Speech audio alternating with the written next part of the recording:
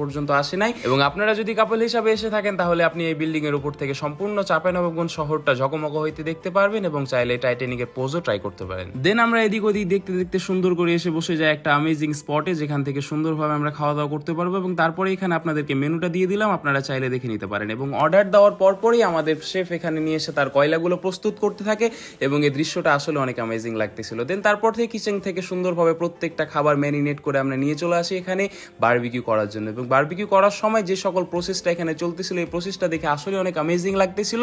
আপনি বারবিকিউ খাওয়ার চাইতে এখানে দাঁড়িয়ে দাঁড়িয়ে প্রসেসটা সবচেয়ে বেশি এনজয় করবেন আমার যেটা মনে হয়। এবং সর্বপ্রথম যখন এইটাতে তেল দিয়ে হাওয়াটা দেওয়া হয় তারপরে যে আগুনটা লেগে যায়, আগুনটা দেখে আসলে আপনার অনেক অসাধারণ একটা ফিল কাজ করবে মনের মাঝে এবং মনের মাঝে হুচপুচি জেগে যাবে যে আপনিও যদি এই জিনিসটা একটু নাড়ানাড়ি দিতে পারতেন। তাই ভাইয়ারও মনের ভিতরে হুচিপুচি জেগে গেছে এবং সুন্দর করে ভাইয়া একটু মাস্টার শেফগিরি শুরু করে দিল। এবং মাস্টার শেফগিরি ভাইয়া দেখার পরে আমি একটু ট্রাই করতেছিলাম, বাট ট্রাই করতে করতে একদম ধোঁয়ার মাঝে হারিয়ে